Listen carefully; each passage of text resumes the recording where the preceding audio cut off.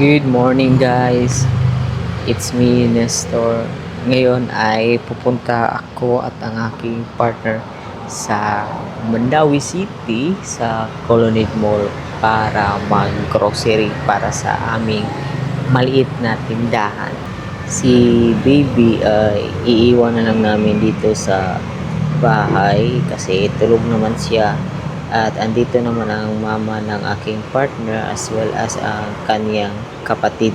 So sila na muna ang bahala kay baby at kami ay pupunta na muna doon para mag-grocery. Ito, nilagyan ko muna ng kulambo si baby and then pinalibutan ng mga unan para in case na may mga pusa na lumapit ay hindi makakapasok o mga insekto. At kapag naman gumising na si baby ay hindi siya mahuhulog sa mga dito sa edges, dito sa wala ng kutson kasi meron namang mga unan kami nilagay.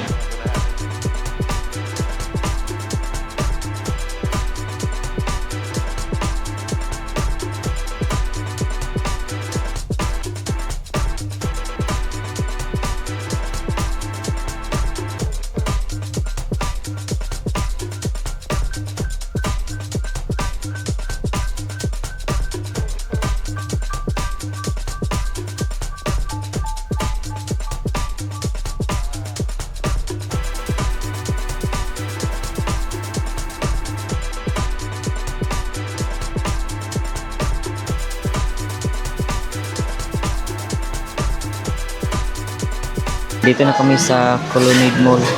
Ang daming tao, ang tataas ng mga linya sa cashier.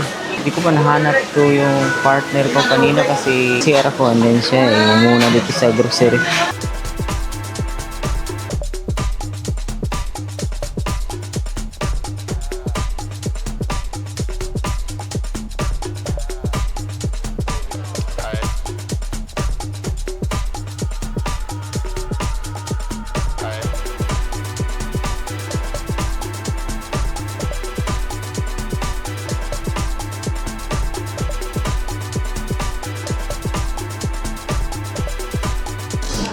Magagaan lang yan, hindi yan mga mabibigat.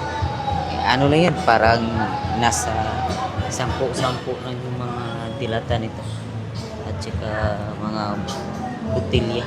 At yun lang, wala nang ibang mabibigat. Ganito lang yung nilagyan kasi sobrang dami, parang dalawang cart at tigda dalawang basket sa isang cart, so 4 na basket lahat. Tsaka ito mga junk foods, ibang linagyan.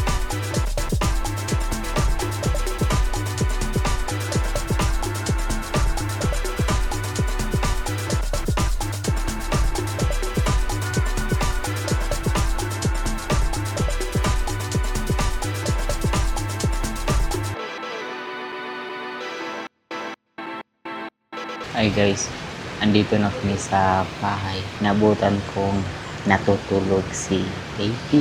Kailangan kong yung boses ko masyadong litan para hindi siya magising. Bago kami umuwi ay bumili muna kami ng pagkain at saka nakipagsundo kami sa isa parang habal-habal doon pero sasakyan ang gamit niya. Hindi grabe, hindi maxin ganun.